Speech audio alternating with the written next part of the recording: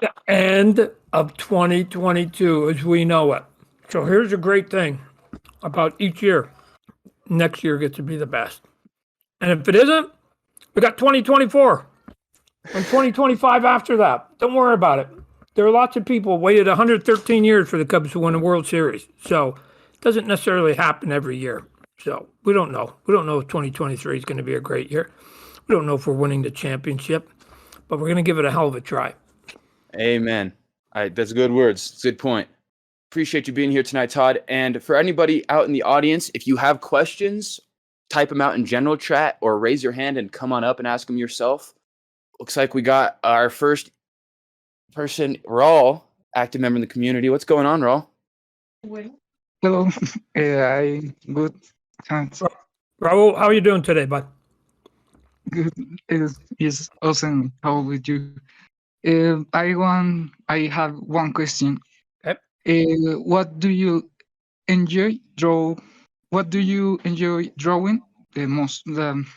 Sorry, my English is bad. No. You're doing. Let me say, Raul, that as a white English pig myself, we don't learn anybody else's language.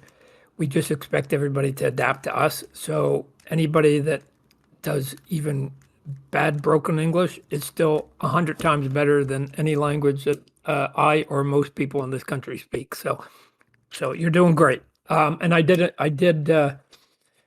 understand your question. What do I like to draw the most? Probably if I had to put a gun to my head, and I probably said it before, drawing monsters and monsters. I say that because, as I've said on drawing videos,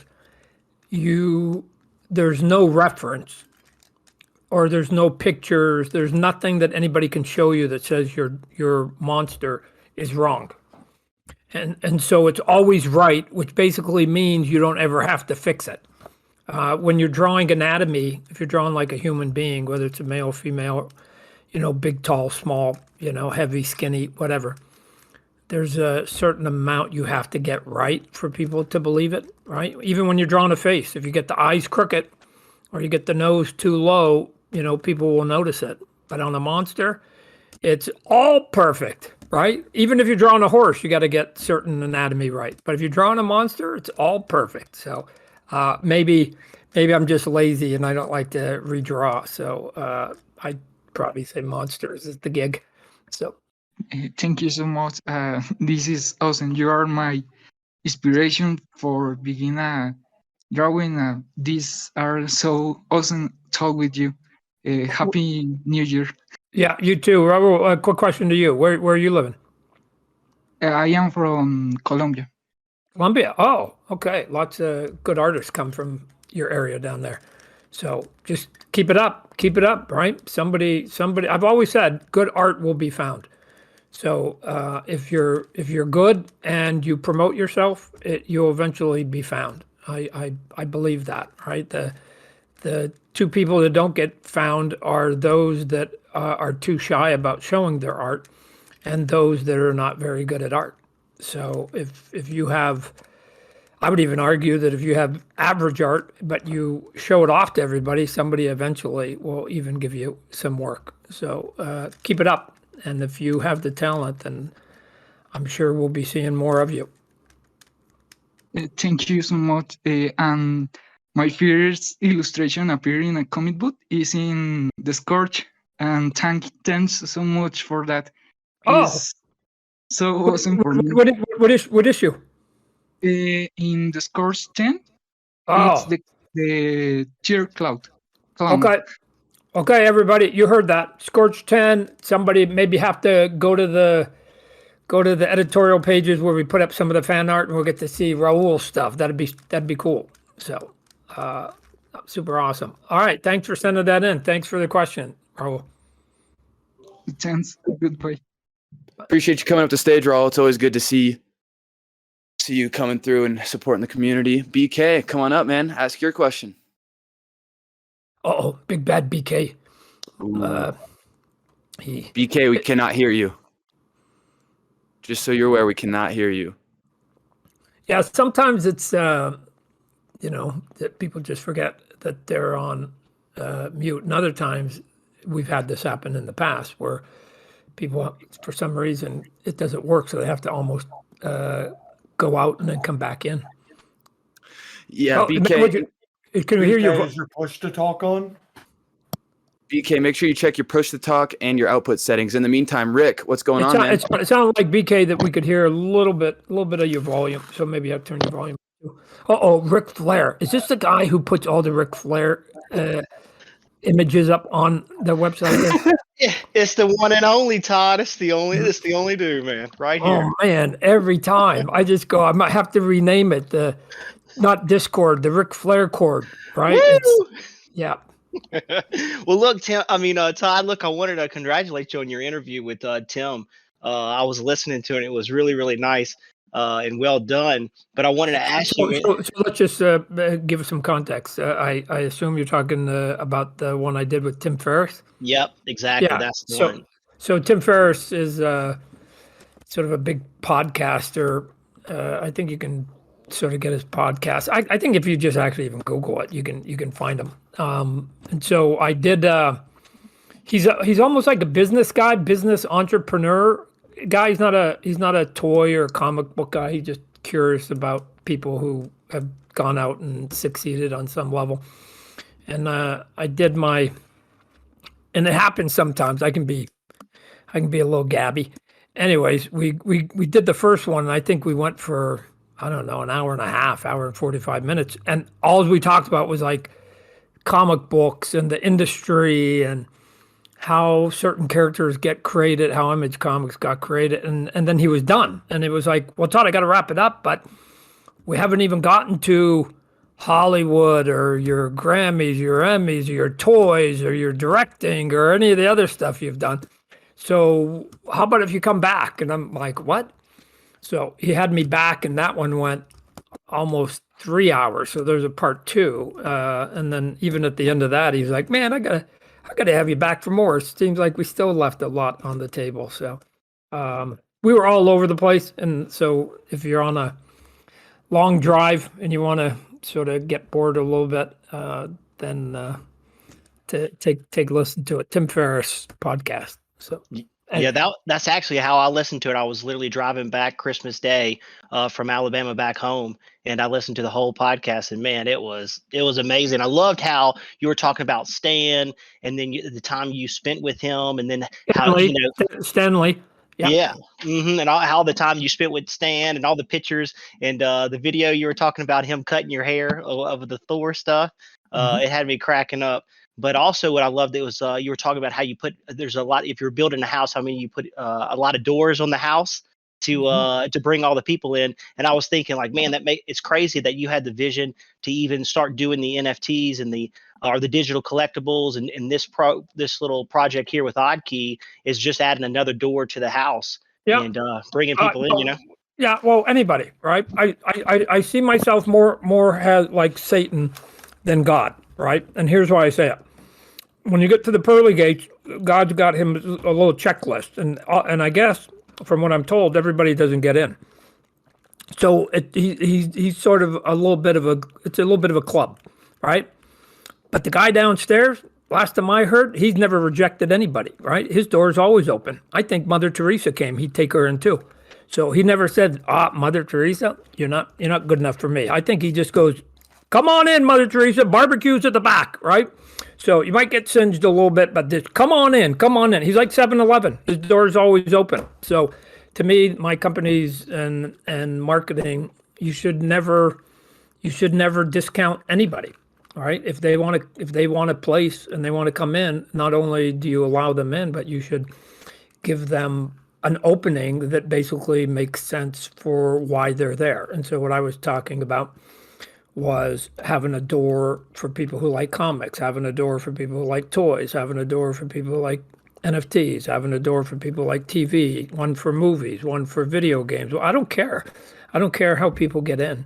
Just walk through the door that's comfortable for you. And oh, by the way, they should all be unlocked at all times.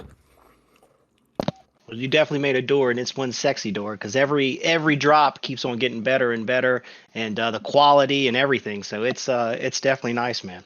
Well, I've said before, Rick Flare Gun. I don't know what your real name is, but the you know anybody that has any status to some degree of celebrity, for the most part, we're only famous because of you guys. If you don't come, even athletes, right? If people don't come to the arenas and cheer, then the TV companies don't want to put the games on the air. So everything really comes down to the same thing.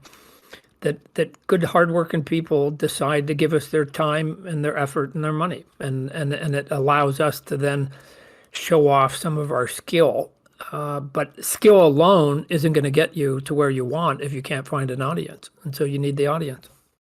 Oh yeah, man. Well, I definitely liked it and enjoyed the podcast. And another thing, we are talking about how bigger the company, the harder it is and for the company to move. And it just makes me think about the company that I work for. And it's so true. Like, you want to be the fast mosquito, but if you're too big, you can't make decisions. Got to go through all these chains. And I was like, man, Todd hit the nail on the head with that. If you heard what I was saying, it sounded like you did. What I was saying about big companies is their great advantage is their scale and their size, right? But their disadvantage is the exact same thing, I think, is their scale and their size. So although it works for them, I think 90% of the time, the scale and the size, 10% of the time, it's actually a negative because they're so big. And they have so many levels of approvals and people they have to get things through that they can't move fast. They can't make decisions fast. And sometimes even when they make the decisions, because it has to go through so many layers, sometimes the decisions get a little contorted along the way. And so I found that at first where I thought the big companies would be able to overpower me because they had everything at their disposal, that the one attribute that they didn't have, which I had, which was I was small and fast. And speed, if you liken it to athletics, speed can save you, right? So Wayne Gretzky, I argue, is the greatest hockey player of all time. Wayne Gretzky was told many, many, many times he was never going to be a good NHL player. Even when he got to the WHL, which was where he played as a teenager, and they amalgamated with the NHL, they still said, nah, once he comes to the NHL, the speed and the bigness and the toughness, this kid's just way too skinny. And the answer, they were right on that point. Physically, he was a skinny little guy. If you look at pictures of Wayne Gretzky, he came into the league in 1979. Take a look, Wayne Gretzky, Google him, 1979. See how skinny his neck is. Looks like a teenager because he was. And they thought that they would just run him over. What they never accounted for was that he was just quicker and faster and more nimble than them. And so as much as they tried to run him over, and they tried, they couldn't catch him. They couldn't catch him. So he got to do his thing because the big boys forgot one thing. You're not as fast as me, right? We did it. We learned these rules at recess when we were kids, right? The guy with the ball who can run the fastest is never going to get tackled, right? Or is always going to win the game of tag because you're going to be able to go run up to somebody and nobody's ever going to be able to tag you. So speed on any level, both physically and in this case on a business side, are advantageous. I'll add another piece to it, Rick, that when I'm sitting in a room with buyers from Target and Walmart and Kmart and Toys R Us, they deal with the big Fortune 500 companies, and they have to, and they make lots of money and everything else. And they've told me plenty of times, I may have mentioned it here, that they've looked me in the face and said, Todd, there's nothing we're going to do with your company that's ever going to get me promoted or fired. You're not big enough. You're not a big enough company to make a difference in the scope of our big giant conglomerate. the reason we like you is because you're a breath of fresh air. You come in here, you don't try to oversell us because you're not a public company. You don't have a quarterly report every 90 days where you got to basically shove inventory and product down our throat so you can hit your number for your your report that you have to go public with. And you're pretty honest. You talk us back and you give us a quality product. And whenever we ask you to basically do us a favor, you try to accommodate it 90% of the time. And that has some merit to it. That has some merit to us because I've had them literally say to me before, the buyers, because I mean, they're on tight schedules when you go and visit them.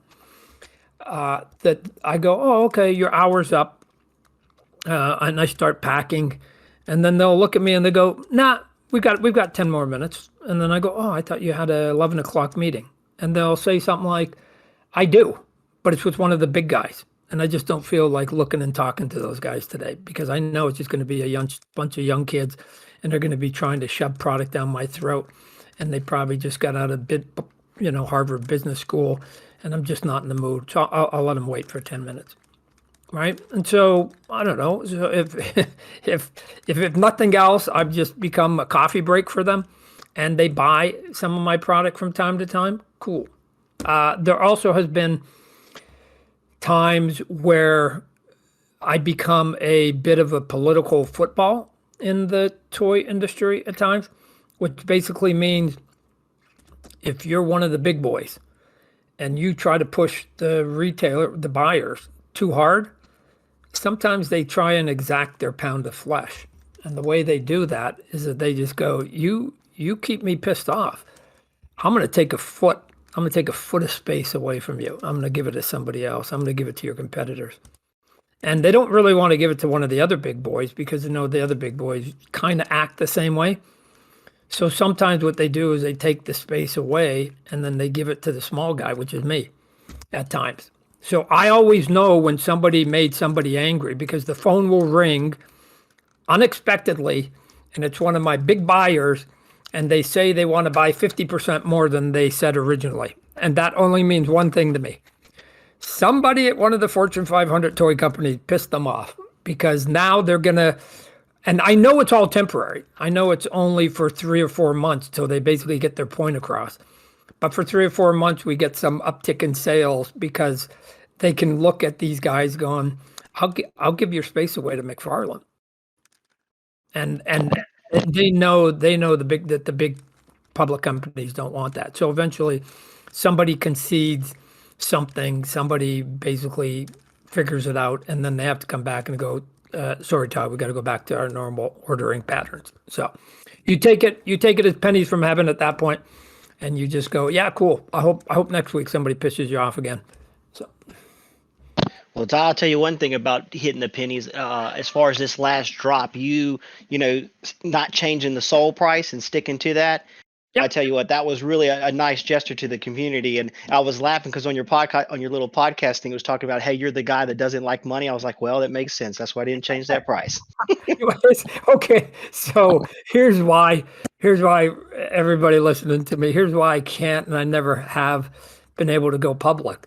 Because I couldn't say that out loud to the board of directors and to the stockholders. I couldn't say that, right? I couldn't say, hey guys, we're coming out with a drop. I know the price has gone down, but let's just leave it. Let's just make half of what we were going to make maybe a month ago, right? Like you can't have those conversations. And so the only way you can do it is if I just basically retain control and keep myself small and just do what is good for me ultimately. Like if I'm making half as much, I've said it before, the only guy that's getting burnt is me. And if I'm okay with it, why would anybody else worry about it, right? So I know I've had conversations, within my companies, and they're like, Todd, but you could do this and you could do that, and it's like, yeah, but if I do it or I don't, you're getting paid the exact same salary. So you don't stand to benefit from it. So I don't know. I'm okay. What matters, and I think it's simple. I don't think I should get one ounce of credit for anything that I do. I think that others have just lost sight of long-term business model. And although you can grab money at a fast pace, and I've seen it happen thousands of times, what you really want, what they don't know, is that you want longevity. Longevity is your greatest value, right?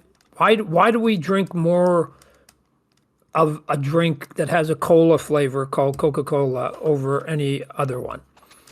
Because that company's been around forever, and we know it, and we just default to it a little bit. You know, maybe from time to time, somebody else who got theirs on sale will go buy it. But for the most part, we just go, all things being equal, price being equal, we'll go with the guy who's been around the longest, right? Okay. So to me, I can't get there unless I'm around for a while. And the way to get there is to make enough money so that you can pay your bills, right? I mean, I'm not adverse to making money. I have to pay bills. I have employees I have to pay. And then the other one is to keep a fan base. And how do you keep a fan base? You just don't take advantage of them. You just don't take it. Look at who's listening. Who's in this room right now that had anything to do with the crash of cryptocurrency? None of us. None of us. So why would I double my price and punish everybody that I see in this room because of something that none of us had anything to do with? Now, if all of you guys worked at one of those firms that was basically sort of, rigging some of the system, shit, yes, I'll charge you double, right? But until one of you guys raises your hands and confesses to that, I'm going to assume you didn't. So why would I punish the innocent for the crimes of somebody else? I'm not gonna. So. Hell yeah, Tad. Well, thanks, man. That's all the questions I got. Heck yeah. All right. Be good. Be good. Thanks, Rick, for coming to stage. Always appreciate you. On my way. Come on up. Good to see you, man. How's it going?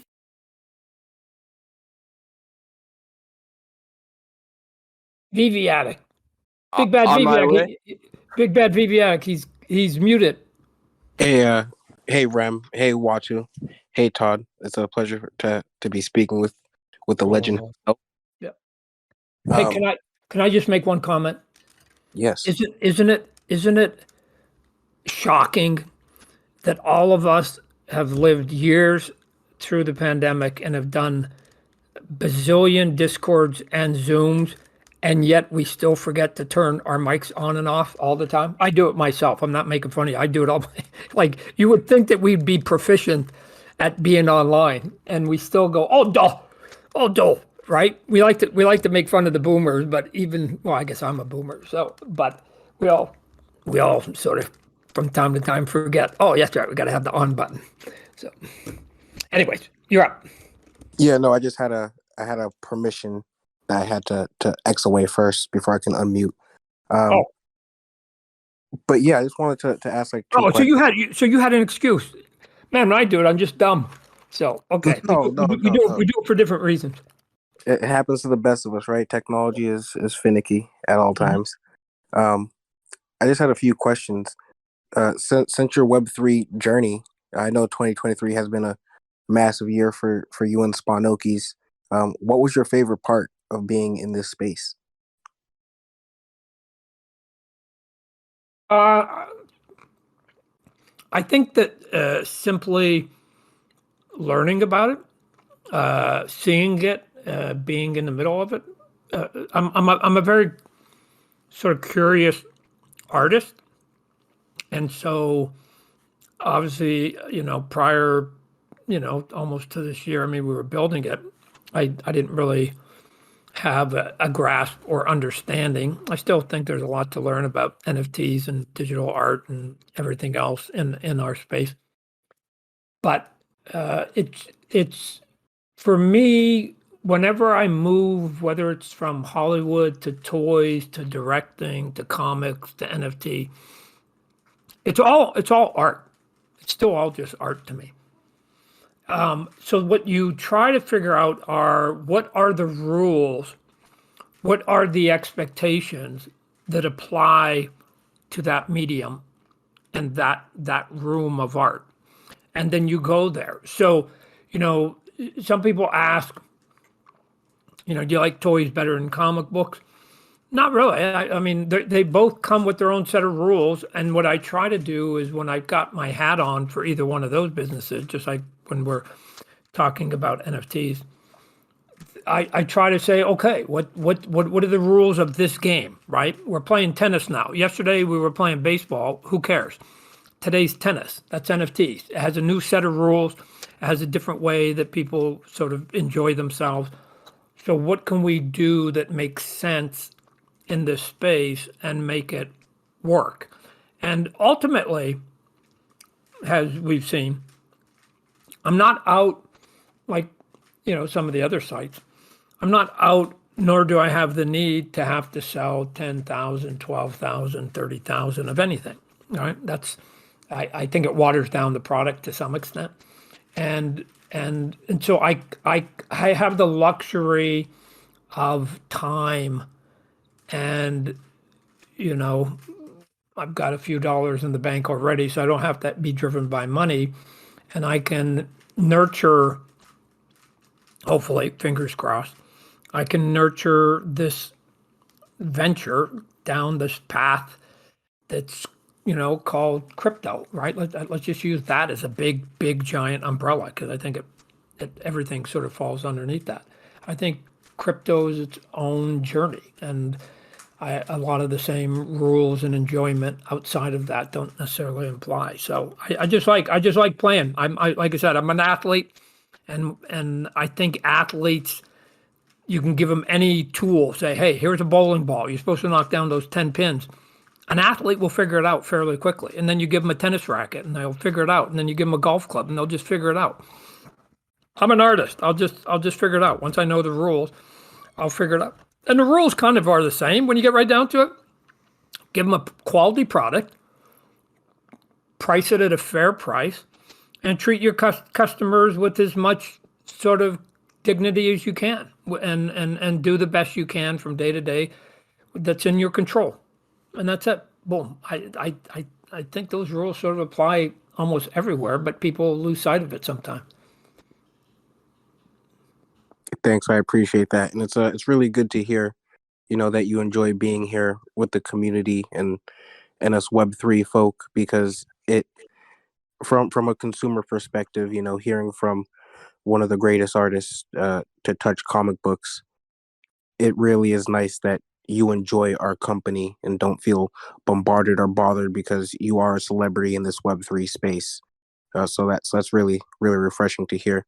And my last question is, if you had 2 goals for 2023 for Web3, what would they be?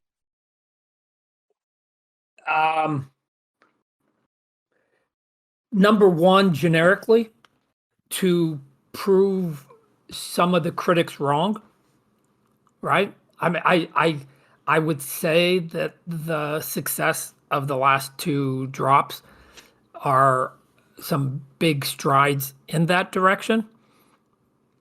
People are going to, here's the thing about sort of people and media as a whole. We like to build things up and then we like to equally sort of bring them down, right? I think we have a tendency to sort of put things at the top of the mountain a little bit faster than they deserve. And then I think we tear them down way faster than they deserve. And so I think the conversation of NFT / cryptocurrency, all those things, I think are conversations that people can have. And I'm sure almost everybody in this room knows exactly what I'm talking about. You've had that conversation. There's either people that get it or they don't. Right? I don't like to simplify life, but I think in this space, I think it's fairly simple like that. They either get it or they don't. There's very few people that I've met that sort of are halfway. That go, yeah, I think I like it, but I'm just not into it. But I think it's cool, right? It's either like, I don't understand it. You guys are selling nothing. You're buying nothing. It's all about nothing. Or I like tangible. I like something physical. Whatever. We've all heard everything I've heard. You've heard. Or you have people that just go, no, we're going to go back. We're going to take a risk. So for me right now, I understand that all the news is not good. Here's what I do know. I didn't create it. Not my fault. And so because somebody else shit in their own chili, why do I care? Why do I care? Well, then we'll just create our own little haven off in a corner, and we'll just do our thing, and we'll try and treat ourselves better than some of the other people treated other people in their groups. Okay. And if it means that we sell less, okay. If it means that we have less people in our group, okay. And if it means we make a little bit less money, okay. So, but we've got a functioning group of people that are enjoying what we're doing. And oh, by the way, hopefully we can outlast some of our competition, right? Just go, hey, guys, you guys figured it wrong, and you guys figured out ways how to get greedy, and greedy people will eventually get slaughtered, right? So the old adage, don't be a pig, because pigs eventually get slaughtered. Our job is to just be off in our corner doing our thing. And if we don't abide by any of their rules, good on us. Good on us. All right. We'll take what works, and then we'll just create our own set of rules that work for us. And to some extent, I don't even care whether they figure it out. Right? As long as we're figuring it out, what do I care about them? I appreciate that. I really do. I'm gonna let you jump. I know you got a bunch of hands. Happy New Year. I hope you had a wonderful time with your family for Christmas and the holidays. Yeah, no, I appreciate it. Thanks for the kind words. Same in return. Take care, guys. All right, be good. Thanks on my way. I appreciate you coming up. BK, BK, I'm even actually eating a Burger King burger right now at this very moment, so it's kind of apropos. What do you feel about BK's new theme song, Todd? Oh, I haven't heard it. Oh, it's brilliant. You should hear it. It'll make you like your burger even more. BK, we still cannot hear you, just so you know. BK, I'm going to leave you on stage so you can kind of figure out your problems. But in the meantime, Galactic Chad, come on up and ask your question. I am BK. I have a question for Todd. Todd, why are you so awesome? So, wow, thank you for that question, BK. Oh, hey, Todd, what's going on, man? It was great meeting you this year. I just wanted to give a shout out to the community team here, Uatu and Jake and everyone, Rimdog and all the hardworking guys from OddKey. I think they're doing a great job. They built this community up. They've kept everybody engaged. Just wanted to give a shout out to them first and foremost. I usually like to take all the credit, but go ahead. I appreciate that, Chad. Thank you for those words. Of course. Secondly, Todd, do you have any big 2023 personal goals that you're going to look to try and hit this year? You know, it's an interesting question. Somebody else sort of framed it in the same way. When you're in business, I mean, and again, let me answer it a couple different ways. There's business and there's life, right? And you have to figure out how to balance those, which is, I would argue, one of the big struggles that any of you that are half my age will have to go through yourself. But in business, they always say things like, "Where do you see yourself in 5 years?" Right? What's your plan for your company? Why? Because again, big companies, this is how they're taught. You know, you have to sort of have this vision of where you're going. I don't really operate that way. I don't even really know what I'm doing next week to some extent. I mean, obviously we have to make the toys in advance. We have to make some of the comic books in advance. But what I don't know is when opportunity is coming around the corner and at times stops and knocks on the door. So 2 years ago, if somebody had said, "Hey, Todd, you're going to be involved in doing something in crypto. You're going to have your own website. You're going to have your own drops. You're going to be talking to people. You're going to have your own Discord room." Like, what are you talking about? I would have gone, "What are you talking about?" Like, it just, at some point, once you have the good fortune, which I have had, of building a career and momentum, then what you try to do is push that boulder down a hill and keep the momentum going. That's the only goal. And the goal to keep momentum can come in a lot of different ways.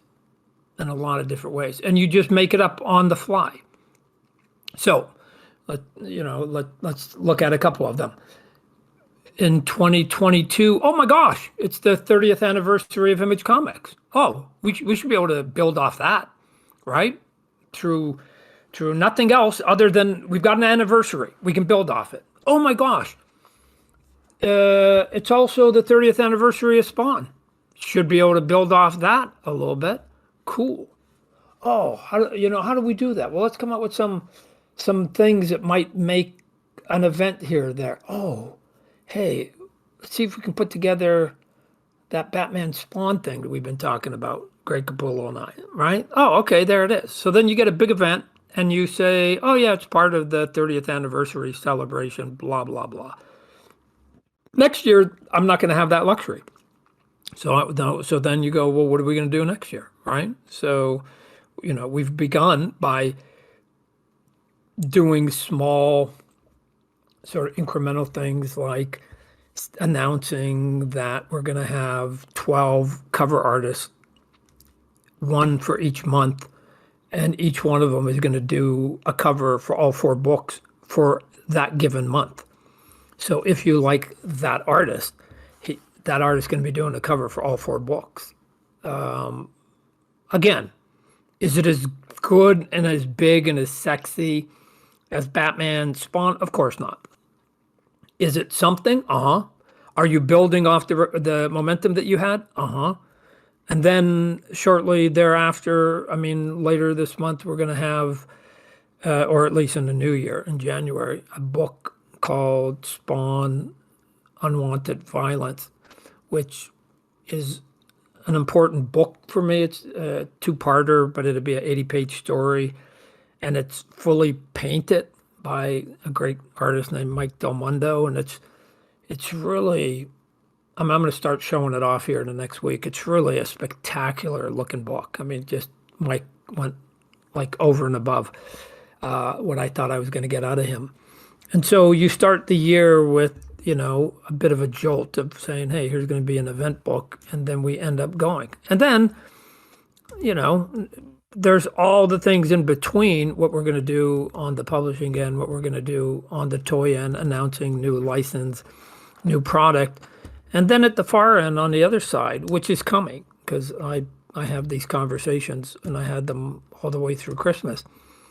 The Spawn movie is legit. It's something's going to happen in 2023. There's going to be big news on the Spawn movie, right?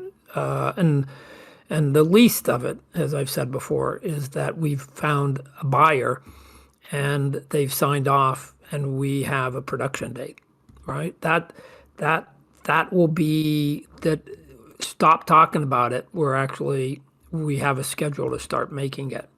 And that, as you can imagine, more than anything that I could do in any of those other businesses, including, here in the NFT space, is just going to be another boulder that gets pushed down a hill. And that one's not even going to be a boulder. That one's going to be a snowball. And the snowball is just going to get bigger and bigger and bigger as it rolls down the hill. Because why? Because as Spawn becomes a reality in the movie landscape of the globe, then people will then get introduced to some of the things that you and I and others have known for a long time. People will discover, not all of them, some. Oh my God, I didn't know that was based on a comic book. Oh my gosh, I'm going to go pick up a comic book for the first time. Oh my God, I didn't know it had any toys. Oh, I didn't know they did NFT drops or video games or whatever. And you just start discovering it, right? Most people who watched, matter of fact, 99% of the people who watched The Walking Dead weren't Walking Dead comic book collectors. They watched the show and they were either content, or they watched the show and were curious about the origin material and then hunted down the origin material, whether it was a comic and or a trade paperback at their bookstore or something. So 2023 still, like, whatever momentum I've got going from the issue 300 and some of the other things, and having the biggest selling book of 2021 and now having the biggest selling comic book of 2022, like, all that momentum is just going to sustain itself at least for one more year. And if we do what I keep saying we're going to do, which we're going to find the buyer and we're going to have a production date, then we're going to have to make the movies, which means that movie's not going to come out for a couple of years. So even bigger momentum is coming down, like, even further down the line. So I don't know. It's hard for me to see a dead end, right? I mean, there's no dead end. The momentum might not be the same from year to year, but we're okay. We're okay at our end. We got a little bit of a slope that we get to go down, and gravity is being our friend right now. Awesome, thank you. Yeah, I think really what I was kind of wondering was, like, personally, the man, Todd, do you have any personal goals that you want to hit in 2023? Any new skills you want to learn? Like, any new things you want to get into besides learning about crypto? That's kind of what I want to a little insight on. Yeah. As an artist, I'm always curious about creating art. Mhm. So I did the Ozzy Osbourne Patient 9 music Mhm. video. He got nominated for four Grammy Awards for his album. And, being part of the title song and people seeing it, the phone has started ringing. So opportunities to direct more music videos have begun. So I may pick up a couple of those. At some point, the big itch that I haven't scratched yet is, at some point I'd like to direct TV and or film, and I just am dumb enough to just think I can do it, right? So I don't have any fear that I couldn't do it. The fear would come from the people who are spending their money going, why would we give it to somebody who's never done it before? But I'll figure it out. I'll figure out how to make the deal, right? I'll just figure it out. So That'd be awesome. I appreciate the time, Todd, and Happy New Year, you and your family. I hope you have a great time up to the new year and into 2023, and I'll step down and let some other folks talk. Thank you so much for your time. all right, you be good. All right, you too. BK, we need BK. If BK, can everybody- you talk? Gosh. Oh no, BK, he's not having it your way. In the Hey. meantime, Sergi, welcome to stage, man. It's a new face. Good to see you around. Oh, hi. Can you hear me? Yeah, look at you. Look at that picture of you with Okay. your look at you got your crown on and everything. You're looking like a badass. Thank you, Todd. It's such an honor, really, to be speaking with you. I've been following you since I was around 14 years old, collecting Spawn comics, Curse of the Spawn, Sam and Twitch. So to just be here, it's mind blowing. So thanks for the opportunity. Thanks for coming up on stage with us. I wish I could see you and look you in the eyes and shake your hand. Thanks. So I did have a question regarding where you see the future of NFTs and more so in terms of overtaking physicals at some point. Do you see that being a possibility, whether it's in 5, 10, 20 years, or do you see physical statues sort of being the norm still in the future? In all honesty, if I had to make a prediction, I think Yes. it's gonna take a long time. And I say that for a couple of reasons. One, just, we all get into our habits and are conditioned certain ways, right? So and even if you can justify why NFTs are better, why they're more efficient, why they're you don't have as much landfill. You're not using as much energy as we are at the factories, whatever else. I don't care how many different reasons you can skin it. Habits die hard, right? And how do we know that?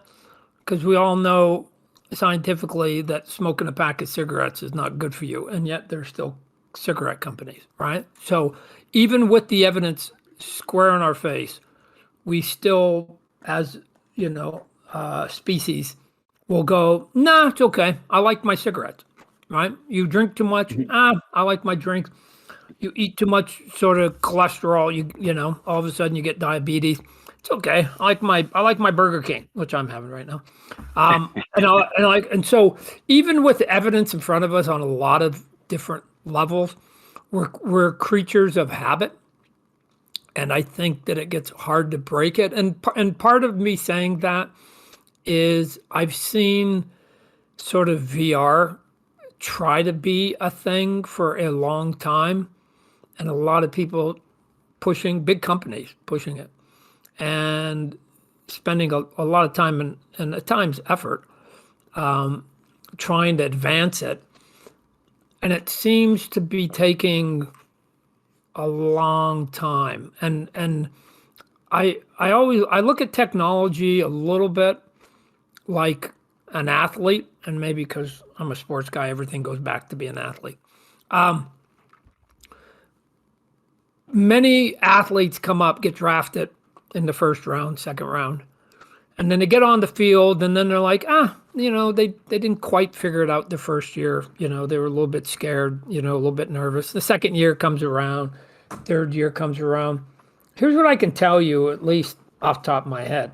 I can't think of one Hall of Famer, superstar in any sport who took 5 years to get going. Mm-hmm. You either were good or you weren't. It doesn't take you 5 fucking years to sort of go, I'm going to be a star, right? And so I look at technology that way, and I go, why is VR taking a decade or more to get going? What is it? And at some point, we may have to say, because it's not for everybody, where the groupthink was, oh my God, the whole world's going to convert. Nah, it's okay. It might just be only for 15% of the population. But 15% of 8 billion people is still a lot of people. And so this space here may be no different than toy collectors and or comic book collectors, right? The whole world doesn't collect comic books, only a small portion. But even with that, there's a big community. We can all have a good time. We have big conventions, and we can do it for 30 years. And who cares if our mom and dad and our neighbors don't do it? We like comic books. NFTs may fall into that same category. It's just another cool collectible, and those that are into it, and those that aren't, right? Some people play board games, some people play video games, and some people won't try the other version. Okay, cool. Everybody just picks what's good for them. And if we can just find enough people to keep the community going, that's okay. But why? Because I'm not on the end of the business model that says you got to maximize, you got to keep growing from year to year to year to year to year, right? If you don't have that big giant growth, then big companies are going to start pulling out. Why? Because they're going to go spend their time and effort and money in places where they may be able to actually continue to see growth. Although I have to tell you, growth is not sustainable on an up level constantly from year to year. It's just not a thing. I mean, they can talk about it and they can say whatever they want, but you name me any company ever, and I'll show you their graph of growth. And it goes up in spurts, and then it flatlines for a while, and then at times it goes down. And then somebody either figures it out and they get a little bit more growth, or they basically become an okay company, or they basically fail and they go out of business. Big companies. So I don't know. What's wrong if only 2 million of us want to play in this space, right? Shit, that's enough. That's enough to have fun. Can't even get all those people in one room anyway, so we can have fun with it. Well said. Thanks so much, Todd. Thank you for coming up, Sergio. Appreciate the question. Puma, come on up and ask your question. BK, are you able to fix your mic? Going to keep going. My BK. Here's what happened to me. I just kept going in and out, and then finally one time it caught, and I'm like, "Oh man, I didn't do anything different the fifth time." So maybe try restarting your Discord, and I'll bring you back up on stage, BK. In the meantime, Puma, welcome. Hey guys, thank you for having me. Hey Todd. What are you doing, Big Bad Puma? I'm doing great. How are you? Man, look at you. Look at you. Only got one tooth. You need to brush your teeth more. Yeah, yeah. Yeah. Yeah, I love your avatar line. The Jake and Natiri's Banshee is my favorite. Oh, the big one or the small one? The big one. Oh yeah, the big one's cool. Like a big airplane model that when I was a kid, I used to buy big model airplanes and build them. This one's just pre-built and it looks cool. Yeah, I was thinking if we're gonna get like the digital format on here eventually. Wow. We're negotiating with everybody, but getting the toy license and converting it into digital art is a separate conversation, and some companies are more confident, relaxed, or comfortable, I guess is the word, than other companies, right? So, I mean, as you can imagine, currently with sort of the chatter that's going on about crypto and NFTs and everything else right now, some people are taking wait and see attitude out there, and so we've had some people say, yeah, sure, if you want to do it, Todd, cool, if you think you have the confidence in it, and other people are just going, no, we're just going to see how this all plays out. So I've always felt, just so you know, Puma, I've always felt from my perspective, and again, I'm just one small company. When people are nervous or quiet or reserved, that's the time to basically show your stuff off, because everybody's being shy, and that's the time that you're going to get attention, right? When everybody is throwing a party at the same time and everybody's doing it, it becomes a lot more difficult to get seen in a very big crowd, especially when you're sometime, at a party with a bunch of giants.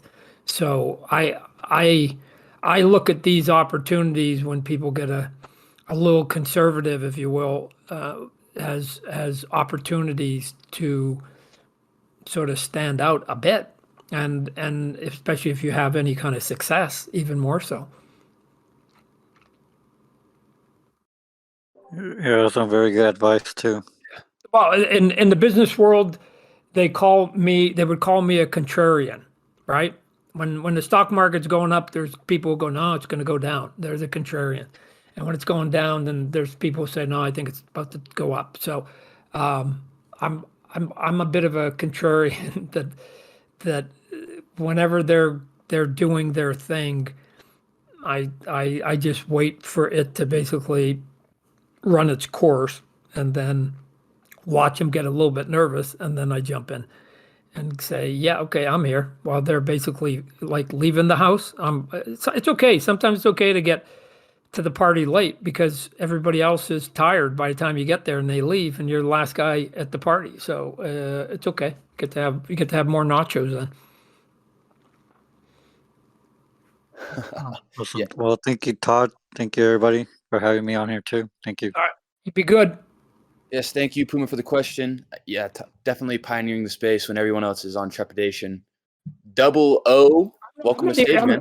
Let's should be clear. I'm not even saying pioneering. I've said before, I've never invented anything new. I just make it cooler. I'm just saying, just do it, right? Just do it when they're not doing it.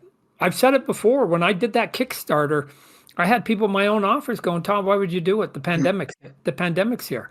To me, it was the perfect time to do it because nobody's given people what they want. If everybody's going to turn off the spigot, okay, what are you talking about? If everybody's going to shut down, I'm going to keep my lights on. And even if I'm not very good at what I do, if I'm the only guy who's got the lights on, people are going to have to come to me. Right? So if everybody not selling gas and I'm just, the brand new, Acme company selling gas down the street, I know everybody wants to go to Mobil and Texaco and Shell and all the big ones, 76, whatever the ones are popular. But if I'm the only guy open, you got to come buy my gas. It doesn't mean I got anything better than anybody else. It just means I'm open. I think business is a little bit like that. That when it's crowded, I try not to wedge myself into a crowded room.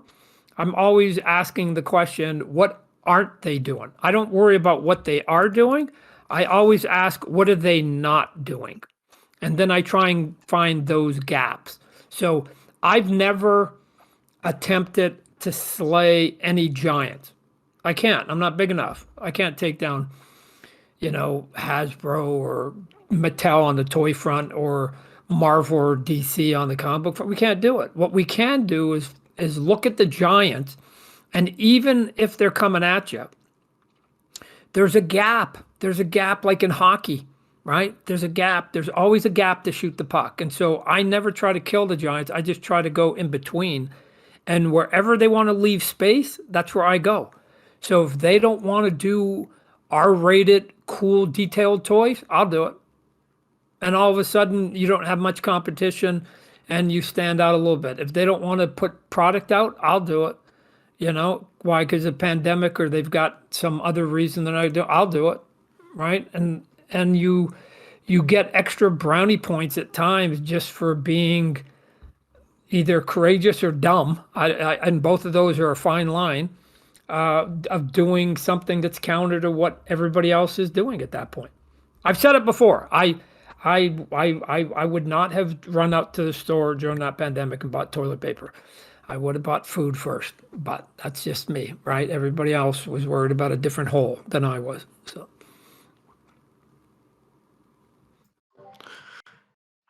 Yeah, for sure. Double O, go ahead and feel free to ask your question at any point. I hope we can hear you. Hello, Todd. Nice talking to you again. I have a question about Spawn Unwanted Violence. Is it going to be an ongoing series or a one-shot? It's not a one-shot. It's going to be a two-shot. It was originally scheduled, the Spawn Unwanted Violence two-parter. It was originally going to be a 4-part miniseries. But as I saw the pages coming in, they just looked too sophisticated, too pretty to put, I thought, into a regular comic book format. So we're gonna make it double sized, give it a nice thick cover, and give it the foundation that it should have in the format. And so to be 2 40-page stories, which is basically part 1, part 2 in one issue, and part 3 and 4 in the other issue. But I think that the book will also read much better once it gets bound into one collection of all 80 pages all together, because it's a kind of a short story, and it has sort of a story that's just getting built in the by the end of the first issue, and then there's a B plot that seems like it's more like the A plot when you read the first issue, that has the freak in it. And I got to tell you, like, when you get to writing characters like Spawn when he's pissed off, or the freak who's got a sadistic run in him, those guys are easy for me to write. I hate to say it. I just go, okay, everything that I've had sort of welled up in me, or all the fights I've had to do, right? Let's go, right? And if I could torture my enemies, how would I do it? So it becomes an easy right? Shit, I've got 100 different ways I torture my enemy. So that's who the freak is. So the freak has a little bit of fun. In this book, right? There's a very important line in the book. And I hope I don't sort of ruin it for anybody, but there's an important line in the book where you see all this stuff happening with the freak, and Spawn comes along, and then things happen and whatever, and it really gets kind of out of hand and a bit disgusting. And at the end of it, sort of freak just says, "Why are you here anyways?" And Spawn just says, "I need you to do something for me. I need you to run a mission for me." And the freak sort of went, like, "What? Like, dude, you know me." He goes, "You hire me, things are gonna get fucking messy." And Spawn's closing line before he leaves is, "I know. That's why I came here for you." So basically, Spawn didn't have the time to go and torture his enemies, so he picked what he thought was the next best guy. And it wasn't Gunslinger, it wasn't Spawn, it was the freak, because he wants it to get messy. So that's okay. Yeah, I really love the artwork. Yep. And is there ever going to be a She Spawn series? That's what I'm wondering. Yeah. Yes. The answer is yes. We've been talking about it for a long time. I just want to make sure that I think it's important to have a female voice in writing, or at least co-writing that book, because I just think that there's I think that at times the best sort of women villains and or heroes stuff, they basically sort of kill you with 1,000 cuts, right? Men are a little bit the opposite, and I know I'm being sort of general here, and so it's not applicable to everybody. But us men, we just go, let's just go out there. We're Braveheart. Let's go on the battlefield. Let's cut each other's heads off. And I think women are way more sophisticated than that. I think that they're smarter, and they're way more shrewd at how they gut you. They still want to gut you. They still want to exact their revenge. They still want to protect their children. They still have the mama bear in them as much as any guy. They just go about it in a I think a more interesting way than we do. So I'd like to be able to tap into that, right? I mean, I'm married to a female, and I raised 2 daughters, so I have some insight to it, but not obviously not from being a man. So I'd like to get it, but I think She Spawn's got a lot to say about what's going on in the world of Spawn right now. Yeah, I really enjoyed the Spawn and Batman crossover. Very, very nice. Although, to be frank, I do prefer the '90s crossover. Oh, that's okay. But that's okay. Yeah. I enjoyed all of them, though. In their own way. Yeah. I love the artwork of both. Very nice. Yeah. No, they're all just products of trying to have a little bit of fun in a short period of time, right? And again, I've said before, Greg and I weren't going for high art. We weren't trying to write something that was going to be, dissected by philosophers. We just wanted to go out there and have a good time with a book. Although I did make a list of like all the things we sort of put in there, the little Easter eggs, even if they were for one panel. And I think the list ended up being 45 things. So we actually sort of snuck more things in than I would have thought, given that our goal was to not take our eye off Spawn and Batman, because we only had 48 pages. We couldn't get too distracted by it. So, Yeah, I mean, I'll probably rewrite a couple of lines in it. I mean, I know they're going to try and reprint some of it. I'm gonna have to ask if I can rewrite a couple of lines just for a little bit of clarity, because there was one line that I wrote that I went, sometimes you're in your own head. There was a line where they came for Joker, and he said, Oh, you made a mistake. It wasn't Joker. It was Joe, Joe, and then space Kerr, last name Kerr, right? Joe Kerr. And in my mind, I knew exactly what he was saying because that's an alias for the clown, right? And there's been issues of Spawn where clown has, that persona, right? Hey, they call him Dr. Kerr. Hey, Dr. Kerr. And then you see on his little name tag, Joseph Kerr, which is Joker, because he's a clown. He's a Joker.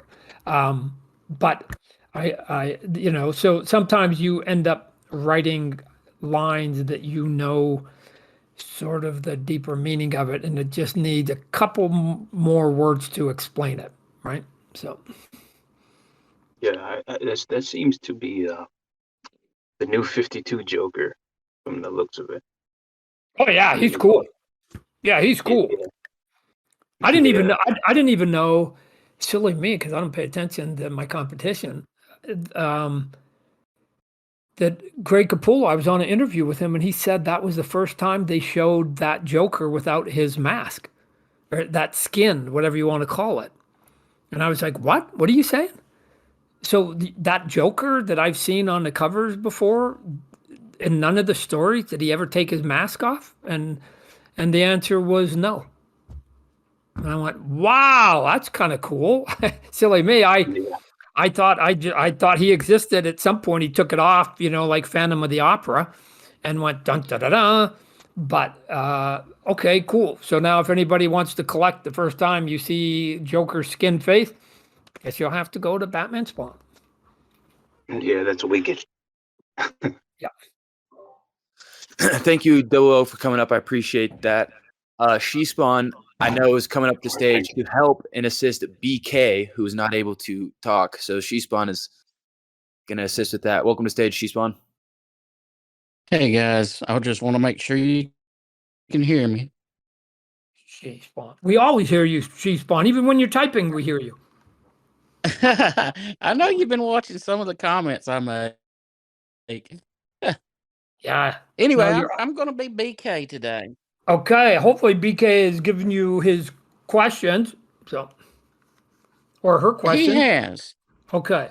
He has.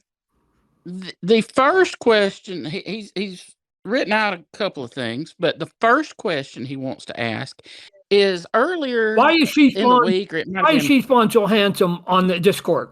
Is that question number one? That was yeah, my question. That should have been question number one, because everybody knows, everybody wants to know that. Yeah. And it's true. I'm fairly handsome. Oh, thank you. Yeah. Anyway, the first question he had was earlier in the week, or it might have been 2 weeks ago. You posted an image on one of the social media platforms. It might have even been here, that showed an original Spawn sketch that you had done maybe before the comic book had even come out. And he wants to know if there's a way that you could create an OG Spawn image like that one for OddKey, like an original NFT for OddKey. Wow. That's yeah, sometimes you have to be just a little bit careful, because at some point you can be just a little bit too cute with what it is you're doing. So, do I have the cover to the first Spawn comic book I did when I was 16 years old? Yeah, that might be the image he's talking about. So I actually still have that drawing. And would it make for like a cool NFT? Matter of fact, it might even make for a cool comic book cover saying, hey, here's 16-year-old Todd doing Spawn for the very first time, right? The place where you have to watch out a little bit is you got to make sure that you're selling it as it being this amateur piece, so everybody knows, because otherwise, if you don't, then they're looking at it going, that's terrible art, because I was 16 years old. So if people know that it's, the thing about it is it because it was by a 16-year-old, that's what makes it cool, and it's basically Todd's first drawing of Spawn years. I mean, so 16, so that's about 1977. I probably drew that cover, 78 at the latest. And you know, Spawn doesn't come out as a comic book till 1992, right? Almost 15 years later. So he just sat in my portfolio all that time. But yeah, it might actually, it might be an interesting thought. I'll have to stew on it. So, but good, BK, good suggestion. That's just so, it might just be so odd here on OddKey that it might just work. So. Yes, good question. The next thing he wrote was not so much a question, but just an observation, I guess. Okay. He wanted to say that when he sees it Spawn, he thinks of a number of past heroes combined, like Ghost Rider with his chains, Spider-Man, and then Venom, other than the cape. Yeah. It was that meant, you know, is I guess he's asking if that was purposeful or you just borrowed those things. Yeah. So again, the character was created and designed when I was 16, right? So that's sort of, I mean, I guess there was a Ghost Rider back then. I was just starting to collect comic books. So I wasn't familiar with it. I mean, obviously Venom hadn't been created because I needed to get in the business and help co-create them later. So, but what I did do when I came out with issue number 1 was I didn't think that the drawing that I did originally was perfect and I could just leave it like that. If you've seen the original drawing I put out before, it's about 90% of what he is today. I mean, I kept a lot of it, right? The cape, the cowl, the marking on the chest, the gloves, the cup, you know. But I think that what I ended up doing was the X-Men were pretty popular by 1992, right? Jim Lee was doing the X-Men and Mark Silvestri and some of those guys. And back then the costumes were sort of like, you know, like, oh, that's what my dad wears, the costume. We wear pouches and jackets and sort of tech, if you will. So some of that got added to Spawn, and then at that point I was a fan of Ghost Rider to the point I actually brought him in my Spider-Man, and I just thought that guys that had like leather and spikes and stuff like that just looked badass, right? So I go, hey, I can basically add these accessories, right? What you would see, you know, the ladies putting on before they go out, right? The necklaces and the rings and all the cool stuff, the things in their hair. So I just accessorized Spawn and added some of those elements. So yeah, was Ghost Rider somebody I was looking at as not necessarily to try and take what he was doing, but just that he looked like a badass, and I wanted Spawn to be a badass. So, the Venom part of it was, I've told the story before, was that I just didn't reference my own pages when I was drawing Spawn the first couple issues, and people were writing in letters saying that I was screwing up and I was putting the pouches on the wrong legs, and I was putting the you know, spikes around his leg on the left leg, and then it was on the right leg, and then sometimes I had 5 spikes on his bicep, and other times it was 6 spikes or whatever. It was inconsistent, and I only had 2 choices. One was to say I screwed up, which was actually the honest answer, or 2 to say no, I didn't screw up. The costume ... it's alive. Yes, it is. Yes, it is. I'm sticking with that. And it just, my laziness became part of the mythology. So it was like, okay, his costume's alive. And then I just sort of said, okay, if it's alive, what do I do? What do I do from there? And I just sort of built from there. In hindsight, does Venom have a live costume? Yeah. But was I thinking of it in those terms? Nope. I was just trying to cover my ass from not having to admit that I made a bunch of mistakes. So, now the third question he has is very similar to the one you just answered. yeah. But I'm going to go ahead and try to ask it. He says that one day recently he was looking at his Secret Wars 8 with the red orange background, and he wondered, were you a fan of the black suit Spider-Man? No. Because after all, you did work on Venom later on. No. And did that have any inspiration on the design of Spawn? No. Spawn, so let's just put in chronological order. I created Spawn's costume when I was 16, 1977, right? Mhm. So if there's any similarities, I would argue it was drawn from my drawings of Spawn when I was a kid, right? Not the other way around, right? People have done that before where they go, Todd, aha. They try to catch me. They go, aha, you did a character in Infinity Incorporated. His name was Mr. Bones, and he had a red cape and he had a cowl, and it was black and whatever. And it goes, aha, this is you just ripped off Mr. Bones. No, nobody's paying attention here. I created Spawn when I was 16.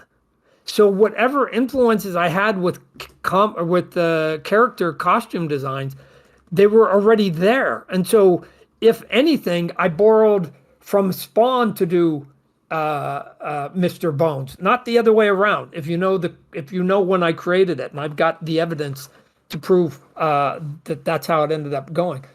Venom was me. No, I didn't like the black costume, and I've said plenty of times, which is why Venom exists. I didn't like that black costume. It was on Peter Parker, and I didn't want to draw Spider-Man with a black costume.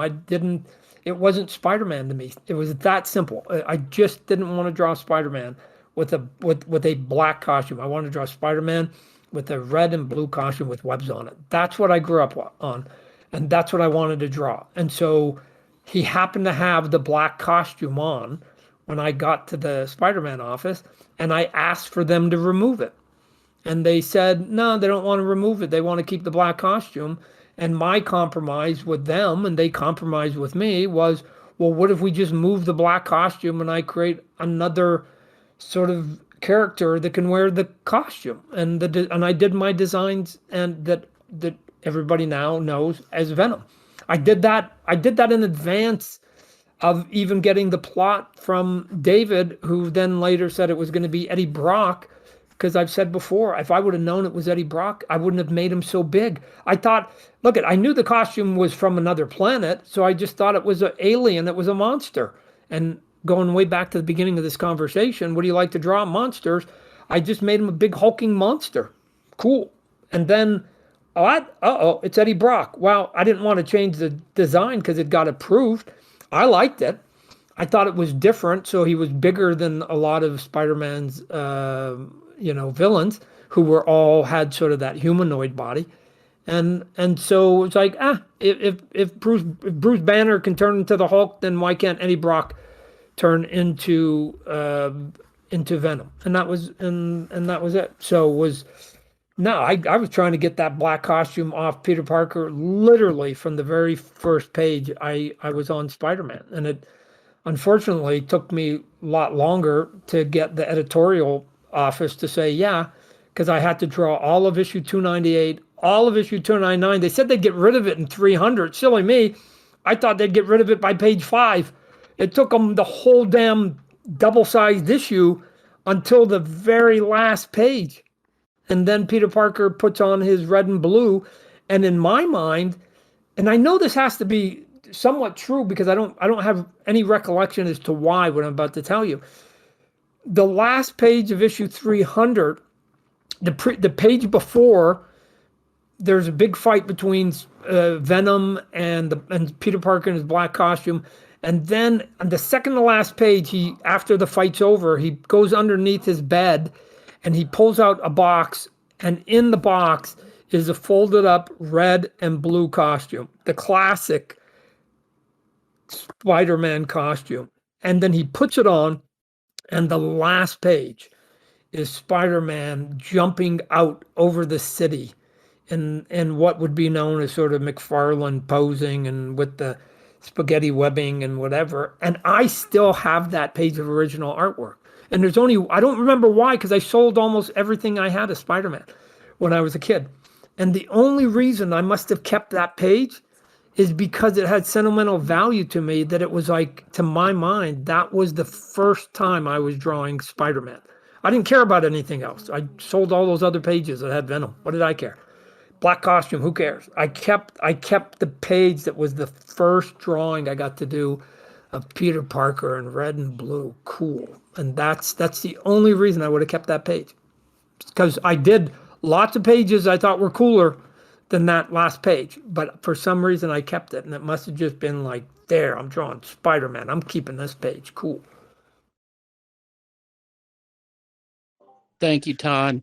Now, can I stop being BK and say one thing? Let's thank BK though. Thanks for his effort, BK. Thanks for your effort. So sorry it didn't work. Maybe next time we'll get you up there. We'll get to listen to you. While I'm on stage, I just wanted to thank you, since this is the end of the year. I want to thank you for creating OddKey and making it basically your baby in the Web3 NFT world, and being so active in here and creating a team that is amazing. I mean, this whole project is like no other in the Web3 space. It is, and I've been participating in many, and this one's different. It's family. We've started growing, and we take people in, but everybody that comes here stays because it feels like family. It feels like you really do care about us. Yeah. And Well, I know you do. I'm probably here the least amount. I wish I could spend more time. There are plenty of times where I'm going, man, I should go jump on Discord, and then, something comes up with my family or something like that, or business or something like that. So I'll tip the hat to those that are there on a daily basis, not only the fans, but obviously the crew that we have moderating, and my son Jake.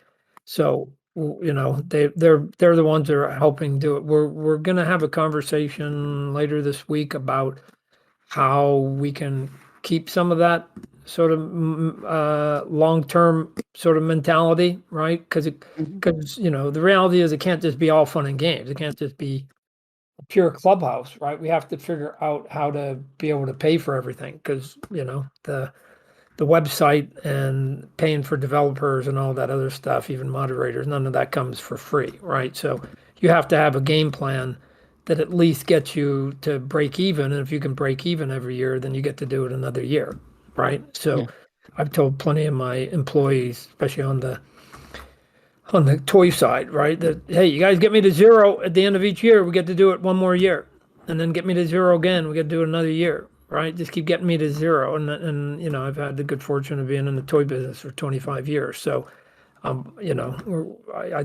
be nice to be able to not only be around a decade to later in this space somehow, but actually have it morph and change and grow into ways that nobody here listening right now today even can imagine, right? That's the fun. The fun is all of us being able to look back on, man, who would have thought, right? Who would have thought, right? Sort of like looking at sort of old family pictures. You sort of go, oh yeah, that's right. Remember we used to do that, right? Look at those goofy clothes we were wearing, that funny haircut we had, but man, look at us now. So, well, from day one, this has been a great project, and I've really enjoyed it. I'm going to get off stage now, but thank you again. Okay, thanks, Spawn. Thanks, Spawn, for coming up. Create my comic. How you doing, man? Hey, what up? Yeah, thanks for giving us your time, and hello to the team, hello to the OddKey family. First of all, what I wanted to say is what Spawn said. So that's the easy part. Just wanted to emphasize on that. It's really my favorite project I'm in. my Yeah, I favorite think I saw community. Chris. I think I saw it. Were you the one that I saw maybe today or yesterday, whatever, saying Yeah, that yeah, yeah. you go to In other chat. places or whatever? So Yeah, exactly. what's happening on at those other spaces? Because I guess to me it's always interesting when people give you credit for doing what should be, in my mind, normal, right? Just sort of treating people fairly and having a good time and enjoying each other. Like, why I don't understand why that should be like a standout. So what's happening in those other spaces?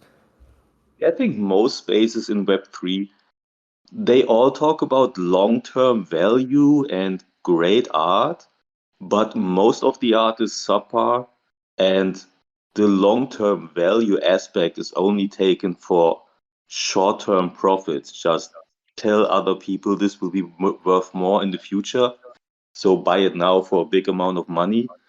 And this is not at all the vibe I get here. Like, everything here is awesome. Everyone in the community enjoys the artwork. First and foremost, um, we all got here before there was any talk about utility or anything, and we still get rewarded. And it's a great team. The team is really great. Like, I think the team here, they give me the same vibe I get when I think about Image Comics, like people that care about it, that have a vision for the future, and that is not just let's make the biggest amount of money in the shortest amount of time. Yeah. And that's awesome. Well, it's interesting because in a weird way, I don't think that some of those goals are that different. I guess it just depends on how you approach it, right? So the difference is if they want to sell something for 400 SOL and then to make 100% markup on it, you got to sell it for 800, right? And there's not going to be a lot of people that you can sell for 800, right? I'm saying you still can make a markup. I'm just going to sell it to you for one. So if you sell it for two, woohoo, you made 100%, right? I mean, it's not going to get you rich. I'm not here to say that. But if we're going to talk about percentages, maybe you got a chance you can make 100%, right, on your money. Nothing wrong with making 100% on your money. It's just that you're going to go from 10 cents to 20 cents. Okay, cool. I don't know. I guess it depends on why ultimately you're here, right? Is if it's to get rich, I don't think that OddKey is the place. Maybe somewhere down the line in the future we'll come up with something, and maybe one of them will strike lightning, and there'll be a couple of big things that sort of crack out. That was never the goal. When I first sat down and talked to Steve Aoki about this, one of the very first questions out of my mouth was, can we do something for $5? I didn't know. I was just picking a number, right? And this is when and you can imagine going back now, Chris, this is when all the headlines, where people selling one of ones for $1 million, those headlines that were out a couple years ago, right? I was, and everybody's like, oh my God, Todd, you got to get in the space. You got to get in the space. And I wasn't wanting to get in the space so I could do a one of one and try and see if I can make a bunch of money on it. I was trying to figure out, can we do $5 items, right? And I know that it was counter. Again, I said I'm a bit of a contrarian. I know it was counter to what was going on at that time, because everybody was like, no, Todd, you can just strike a couple and make a shit ton. For what reason other than making a shit ton? But if I was going to go into a space, then I go, no, I want to have some longevity in it. So, and the way to have longevity is to create a crowd, and the way to create a crowd is to be able to give it to them at a fair price. And it's fair. The fairest price, people would argue, free, right? Start it free and work your way up from there, right? So for me, it was like, can we do it? And I was met with some resistance by people that were, just quote unquote business people, or people who thought they knew what NFTs were about. And it was like, Todd, that's not how it works. And you're going to diminish your art. And people are going to think if you sell it for $5, people are going to think that it's just junk, right? Well, I don't think so. I sell my comic book for $2.99. I hope people don't think it's junk, right? So I already do it. I already sell stuff for $3 on the comic book end and $20 on the toy end. So what about if we find something somewhere in between there? Or I don't know. And once they basically said, yeah, we can figure that out, and if that's what you want to do, then I was in. I was in. So I think at that point, one soul was maybe $100 around that, and so even at one soul, I was feeling guilty. I'm going, what? Man, I'm taking $100 from people. It's too much, right? I think we might even been talking about doing stuff for half soul. But now that it's $10, cool. I'm actually sort of my original goal. Can we sell stuff for $10? Why not? Why not? Are you going to get rich off it? Nope. Am I going to get rich off it? Nope. Do I have a big investment group behind me? No. So why not? What's the worst that happened? We all just have a good time for a while, and we've got a couple things that put a smile on our face. And at worst, we can sell it for twice what we bought it for. So we spend $100 and we get $200 with our five drops. Cool, whatever. I don't know. So that's why I'm here, to hang out with you guys. If you're here to make cash off me, I don't know that I'm the best guy that's going to help you get down that path. Yeah, funny enough, I also create videos about NFTs, and when I was talking about OddKey, I basically said, I guess multiple times, OddKey is a great place, the best community you can find. Maybe not the best idea if you're just looking for an investment, but after watching the crowd we have here and watching the crowds on these other projects, I'm no longer sure if that is true. Like long-term value, I could imagine that OddKey can be quite big, just for the fact that, like you said, you build a real community here, a real crowd, not just short-term flippers that I see everywhere in Web3. That's all these crypto bros people talk about. Yeah. And I can imagine that in the long term, this could be more valuable. Not like that's what I'm looking for, but I can imagine that happening. Here's what I know. It's been 30 years, and all of a sudden the value of Spawn #1's going up, and there was 1.8 million of those made, and the value is still going up. I think, to your point, Chris, somebody may wake up in the future and say, hold a sec. We're now on the third movie of Spawn, and it's another big blockbuster hit. And didn't he make some NFTs like years and years ago? And what are you talking about? There was only 300 of them, right? Like, yeah, I mean, it might, again, right now we're in the middle of everything and in the crypto market, whatever else. But again, if we just do our job right and don't get greedy, I think that there's potentially some upside. Again, nobody's putting their kids through college. I'm not saying any of that. But somebody's going to figure out that there's only, especially like on this last drop, there's only 365. And when they're looking at brands and they're looking at art and they're looking at something, they're going to see a lot of things that had 1,000, 5,000, 10,000, and like some of the stuff on VV, 30,000 at times. And they're going to go, what? There's a bigger brand over there on some of this stuff, and there's only 300, right? You know what the price is of comic books are that I've only done 300 copies, 400, 500 copies. Sometimes we do that at conventions, right? I sell those things for $20. They're normally a $3 comic book. I sell them for 20. I think I'm stealing money at $20, and then they go for $1,000, like less than a year later, because people understand. Yeah, I actually watched the video with that showed the most valuable Spawn comic books. They were all in there. There's a bunch of them now that are hard to find, and people understand that there's only at times 500 or less of them. And if you've got, like, this is where my job to keep a big audience is important. It's important not only to me because I need a big audience so I can stay in business.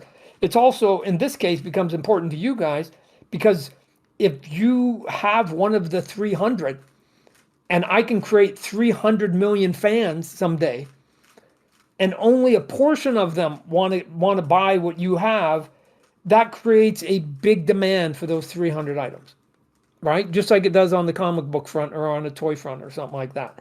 And what's the big demand? How do you going, Todd? How are you going to get 300 million fans? I'm not going to do it on my own. I'm hoping, fingers crossed, there's a thing called Hollywood that's going to spend a lot of their time and effort and money, and they're going to put that word Spawn across the globe for me for a decade. And that's how we're going to get the numbers up. And that's only going to create more people. Here's the example.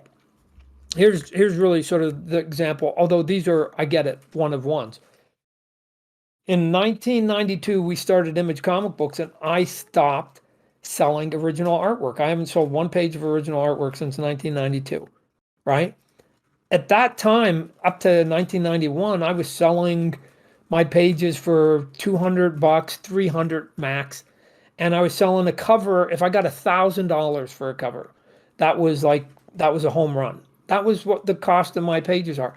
But now, post all these years later, and the fact that I haven't added any more to that artwork, those pages now go for hundreds and hundreds of thousands of dollars. Not 10,000, not 50,000, hundreds, multiples of hundreds of thousands, especially the covers. So not every page, but a lot of them. Why? Because it's a finite number of pages that are for sale. I haven't added any in there.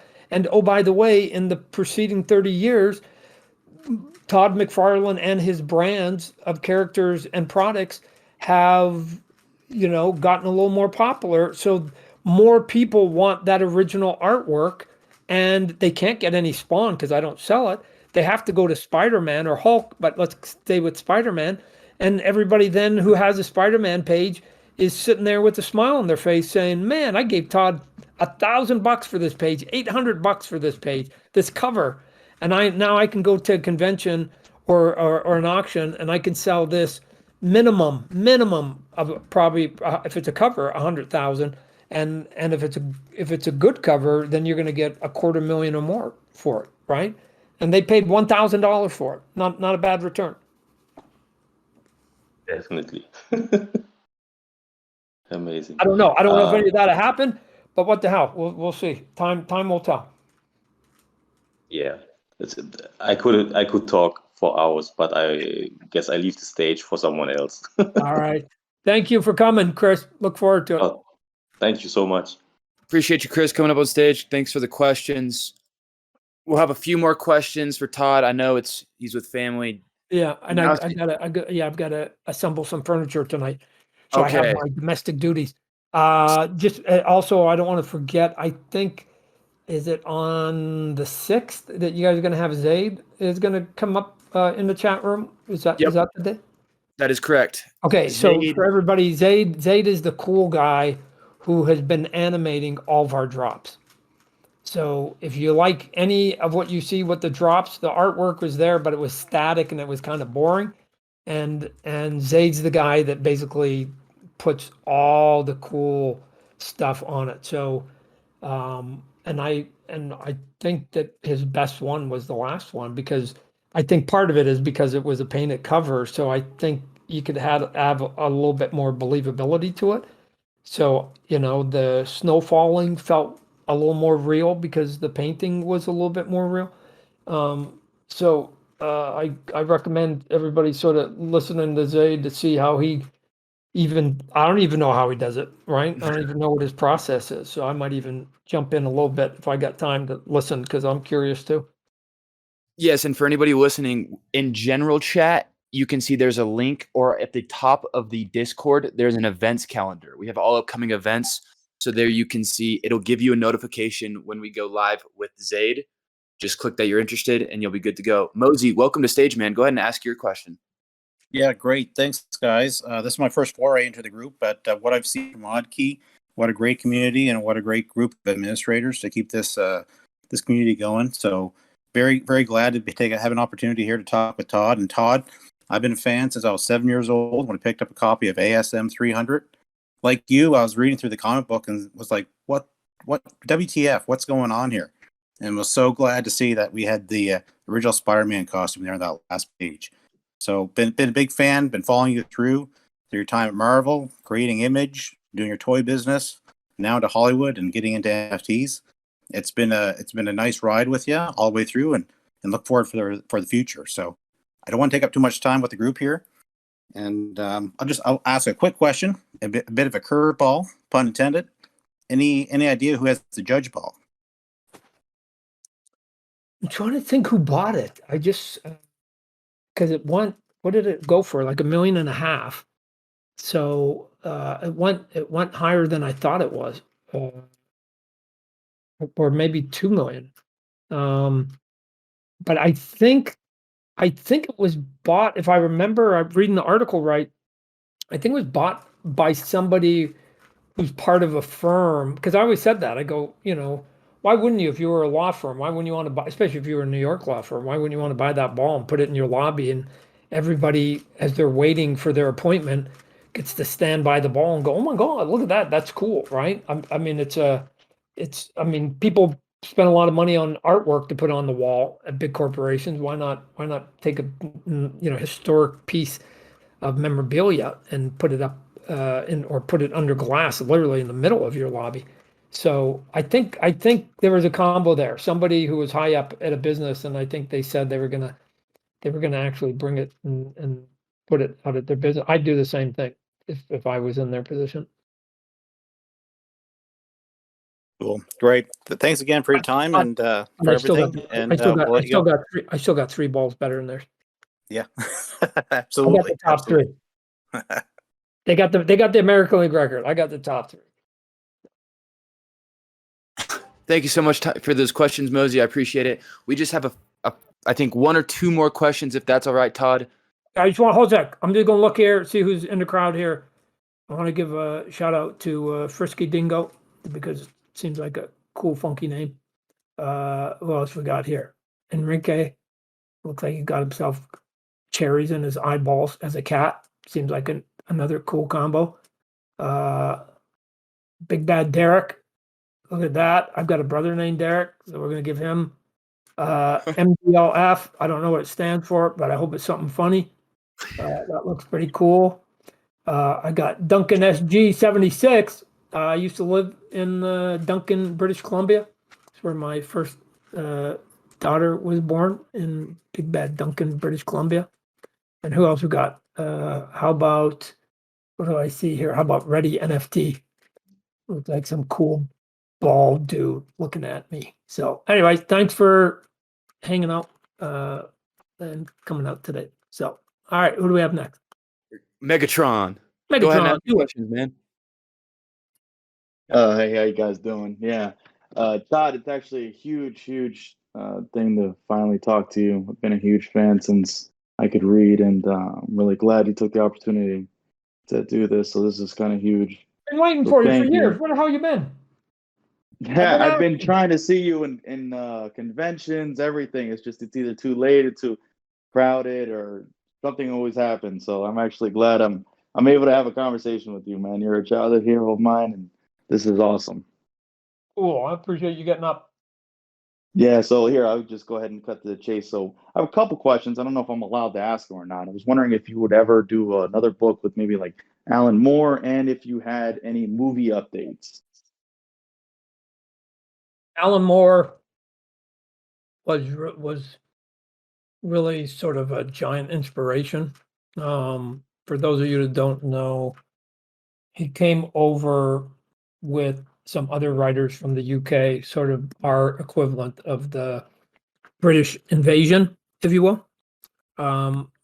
It happened with the Beatles, but we got our version of it from the comic books. He came over with a handful of not only writers but artists, and he was of the bunch. He was the biggest. He wrote some books that will live on forever. The Watchmen miniseries that was sort of defined what a miniseries can be. I said earlier when I did the Batman Spawn, I wasn't going to do high art or something that the philosophers and professors could dissect. But that's exactly what Alan Moore would write. He would just do this really heady, interesting stuff. And I think part of it, besides he was just obviously a hell of a talent, I think part of it that worked for him was he was from another country and he didn't really know, I think, that he was messing with icons and breaking some rules. He just came over and went, hey, this would be a cool story. And he didn't know, I don't think he was fluent enough in American and steeped enough in American superhero comics to know that he was being disruptive. And I say that in a good way.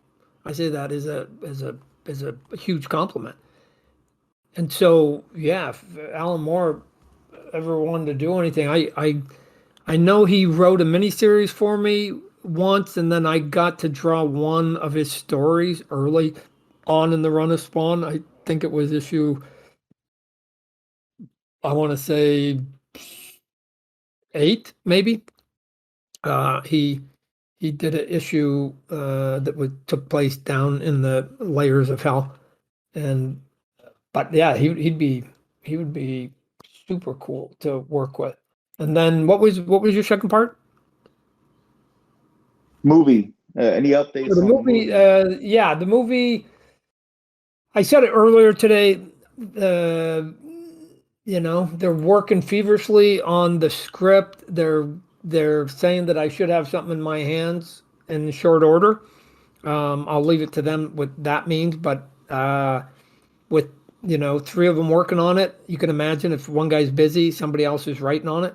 So, but what we'll get, here's sort of the process generally, and I don't know how this one will fall out, but here's how it works generally. Somebody writes and does a first draft of a screenplay.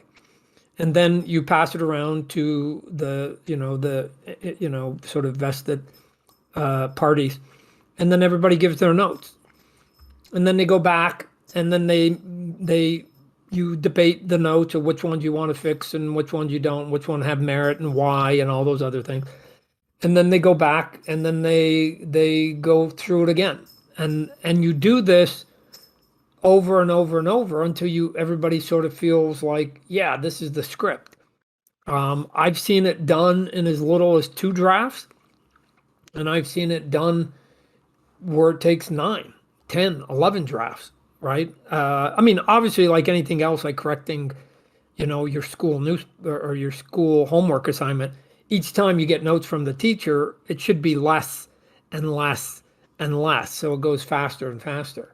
What that all means is that at some point this year, in the first half of this year, easily, we'll have a script that we're all satisfied with, and then we go into the studios and we hope we get into a bidding war, and we just say, boys and girls, here's what we got. Here's the people that are attached. If you think you can do better than this, be our guest. I don't think they can. And again, that may be my ego, that may be my confidence. I'm just saying, from a brand point of view, I'm going to say it all to them. I don't care how big they are. From a brand point of view, the #1 selling comic book in 1992 was a book called Spawn. So if you want a book that isn't Marvel and DC, because you can't buy Marvel and DC, they're already bought. If you want it, why wouldn't you buy the book that was the biggest selling independent book in the history of American superhero comic books? Why wouldn't you want that, from 1992? Oh yeah, by the way, 30 fucking years later, in the year 2022, do you know what the single biggest selling comic book was this year? Spawn Batman. It had Spawn in it again. And you know what the biggest selling comic book was the year before, in 2021? King Spawn. So not only are you buying a book that was the #1 30 years ago at historic highs, it's outselling everything 30 years later. And I've created a universe that now has if I take all the characters from my 30 years, has well over 300, 400 characters I could put on a list for you, and I'm only going to continue to add to it. If you think you can do better than that in the comic book industry, be my guest, because a gun to my head, I don't know what number 2 is. It is so far in the rearview mirror. I don't even know what the second one is. If I had to save my children's life by picking the number 2 right now on the spot, I don't know what it is. Maybe Mark Silvestri's Cyberforce World, maybe. But I think that's still a fair ways behind me.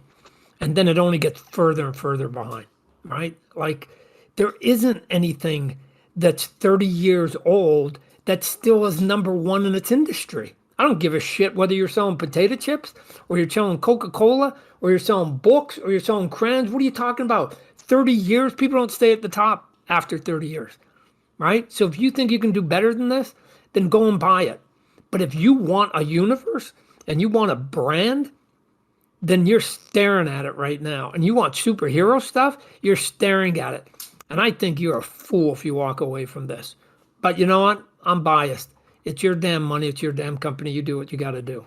So they're going to hear. I gotta agree with you 100%. Honestly, They're because going to that's really the hear. case. I'm going to back it up with data. I'm going to choke them with data. I'm going to show them Hey, the number of countries I've been I'm a reprinted data in. analyst. If you need help Yeah. with that, let me know. I can make it happen. So we'll get the What are you talking derivatives about? out there. It's like I'm gonna do my Mussolini from the balcony speech to them, and it's like, oh, and by the way, that's the least that you should be interested in, right? All of that should actually get you across the line. But let me add something to it. I've got an Academy Award-winning lead for you. His name's Jamie Foxx. I've got an Academy Award-winning producer for you, multiple Academy Award nominated producer, Jason Blum. You should want him. And then I've got the guy who wrote the fucking billion-dollar Joker movie that's the highest grossing R-rated movie in cinema history. Forget about me. Forget about what I just said about Spawn. You've got all of that wrapped up in a bow. And oh, by the way, we don't even have our director yet. We'll maybe even have our director by then, who is going to be a significant player. Everybody we're going to add is going to be significant. Why? Because people in Hollywood are like anybody else. They want to hang around projects they think are going to be successful. And we're just going to do it, and we're going to walk in a room. And are we going to ask for them to do a lot for us creatively and financially? Of course we are. Why? Because I think it's worth it. And if they all say no, I'm telling you, dudes, 10 seconds later, I walk out of that room and I go and I self-finance that movie myself, and I make that low-budget movie I've always been talking about, and it gets done in a heartbeat. It gets done in a heartbeat. So something's going to happen this year. Either I'm going to get pissed off at everybody, I'm going to go make the movie I always wanted to, or we're going to come up with a deal that will hopefully put Spawn on the screens for the next 10 years. That's it. That's the big play. So when's that going to happen? Don't know. But is it going to happen this year? It's going to happen this year, or it's not. 2023, excuse me. It's going to happen in 2023. And hopefully, fingers crossed, in the first half of 2023. So. Thank you, Todd. You're the man, honestly. And then go, and then you guys make sure. But here's what I'm going to do.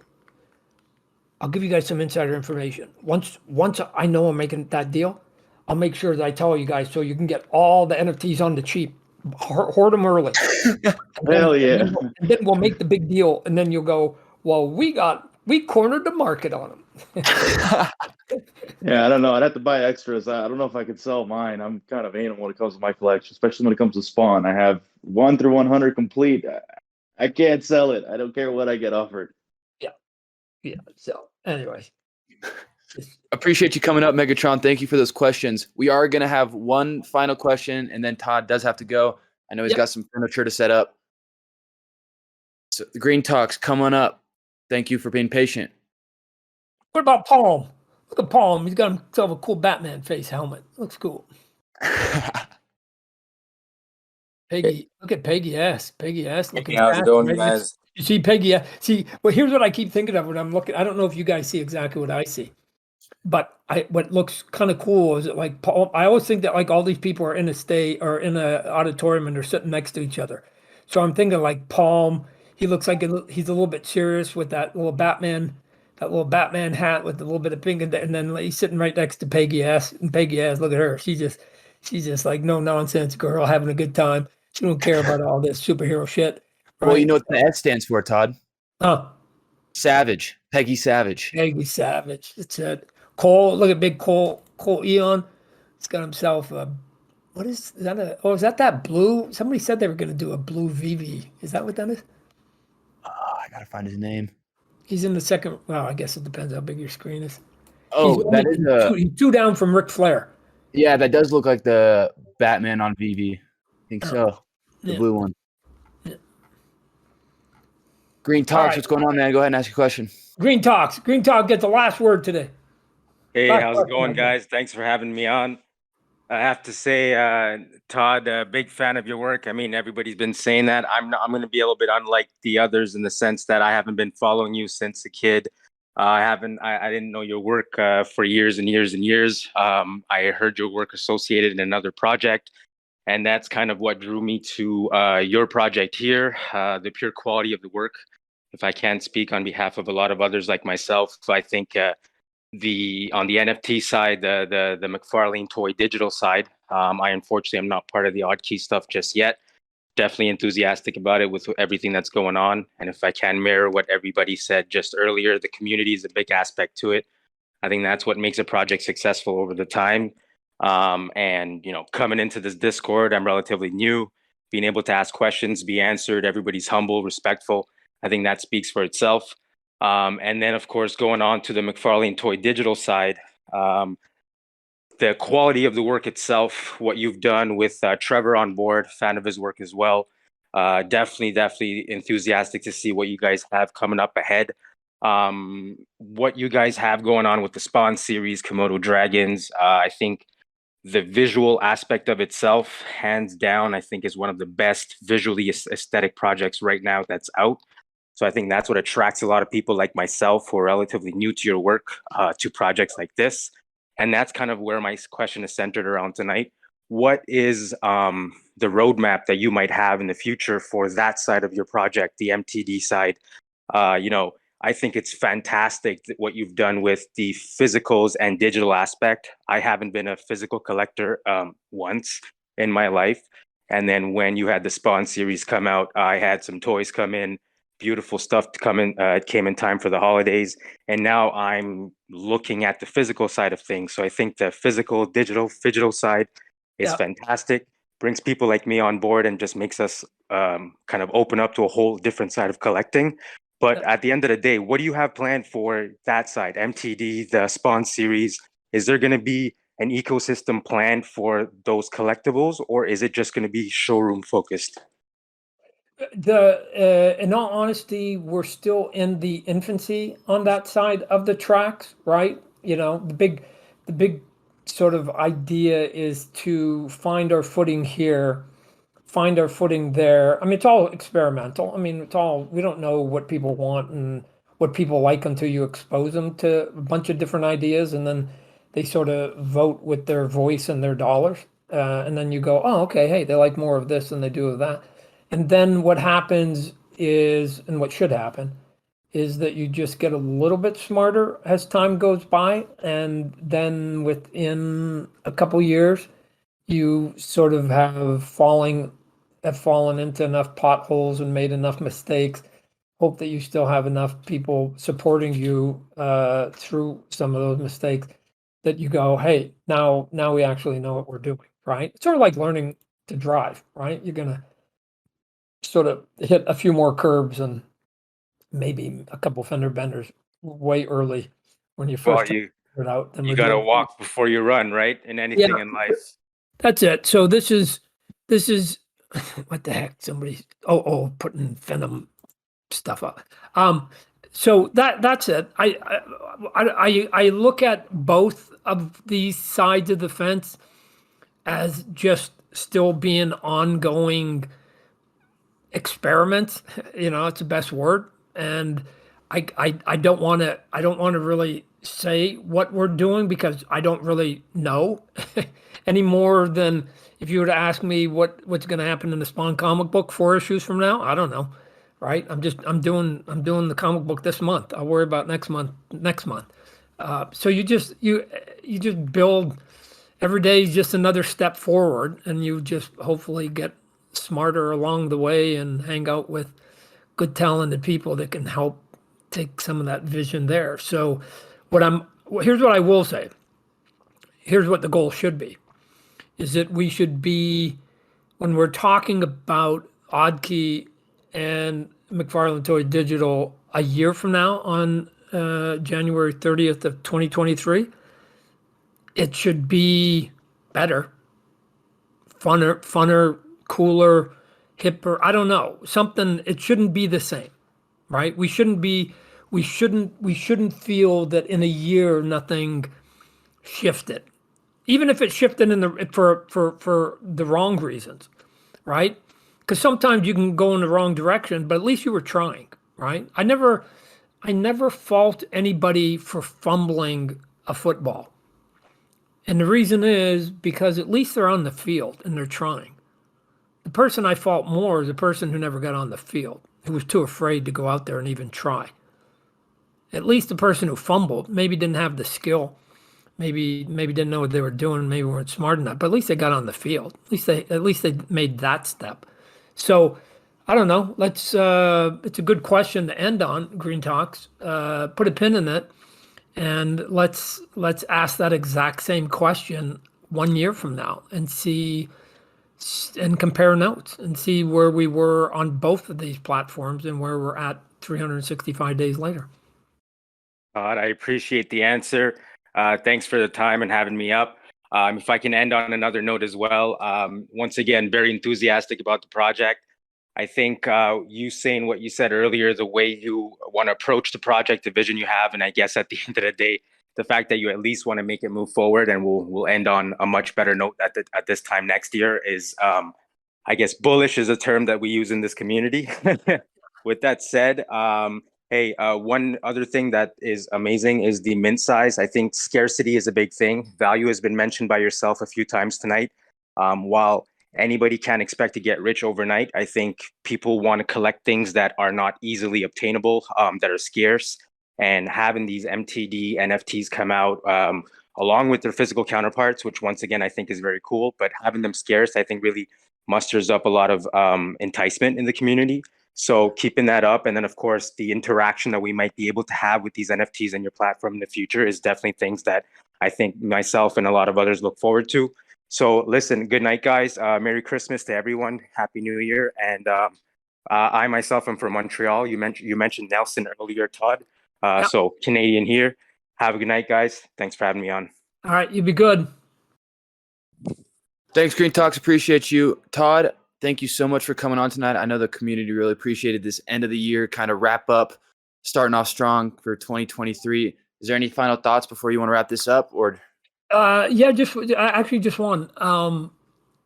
As I see all the cool people here, one of the goals for me, and I don't know how it's going to manifest itself, but this will be part of the conversation we're going to have later in the week, is that the community part of all of what we're doing today, I think, is important.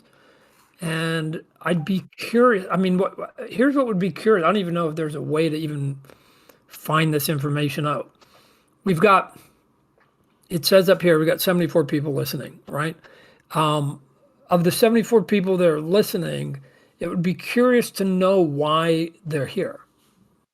I mean, I understand that it's OddKey, but like, if they said, hey, if 50% of the conversation could be tailored to this subject, what would the subject be? I mean, is everybody here for NFT talk? Is everybody here for crypto talk? Is everybody here for comic book talk? Is everybody here for movie updates? Is everybody here for, because, they hear because I'm going to direct another music video? Is everybody here because of some toy license that I had? Like, why is why is That's the everybody here? problem, Todd. Like in all the other places, I think Chris was trying to touch on this earlier. In all the other places, you're forced to make that decision. Like you can't talk about anything but what they let you talk about in those places, right? Here, we don't care what you want to talk about. There's for sure someone else here that wants to talk about it too. Do it. Yeah. No, and well, here's why I'm asking because I only do 2 conventions a year, right? For the most part, I do New York and I do San Diego, right? But and this would be something we'll talk about offline. But one of the things that I don't think I've done good on my side, and I think is a huge piece of growth, is having these chats on a regular basis, but seeing if at some point we can add a 0 to the 74. And then the goal should be once you get to 740, can you get to 7,004, right? I mean, when I go and speak at some big conventions, there's thousands and thousands of people in the room. Now, part of the reason is because they just happen to be in the building. But in a weird way, you have to still get to New York and San Diego. And I'm trying to figure out like how to get people who would otherwise come in person to ask their questions and to listen to a little bit of chat. Why wouldn't they just want to sit at home and do it not only easier, they don't have to travel, but it's also free, right? Getting into San Diego isn't free. Getting into New York isn't free. I'm trying to see how I capture those 1,000 people that are standing in the last panel, like getting them onto a corner, one of these rooms that becomes, the Ask Me Anything, the AMA chats, right? Todd's going to go. So I don't know. Anyways, that'd be something we'll talk to. So I know like some that of my idea. heroes had us. If I know a couple of my heroes, if they were on every other Tuesday at 7:00, chit chatting away, I know I would have figured out how to get to them, especially if I could sit on my ass and do it. I would have driven to them. But if I could sit on my ass and listen and or ask them questions, that'd be even cooler. So, but we didn't have that technology. So I'm just trying to figure out, that would be one of our goals, not all the other stuff, but how do we make these chat rooms bigger? And here's why it matters. Not for me, because and I just say that because I don't want to create 10 different rooms and have to go over the speech 10 different times. Because I assume there's a lot of overlap of people asking about the movie. So I don't want to give that same speech 10 different times. But I also think that the bigger our audience is that we can rely on, then the bigger guests we'll be able to get, just like anything else, right? Just like a TV show or a radio talk show or podcast. The bigger it gets, the more the higher level of people you can get on the show to come and do the speaking, in between when I'm doing my talks. We'll get some bigger, high profile people. So, but give me that. Yeah, I agree. I think maybe we'll do a poll and actually get all the community feedback and see why everyone's here and what they want to get out of this community. Because in Web3, the community is such an important aspect, and it's only going to get bigger from here. Good. All right, let me play you the message I got from Jamie today. Let's hear it. Let's see. I don't know if you'll be able to hear it or not.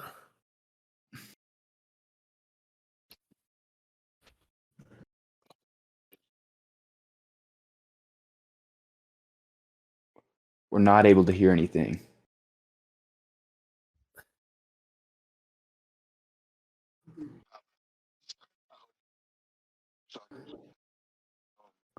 Things are great.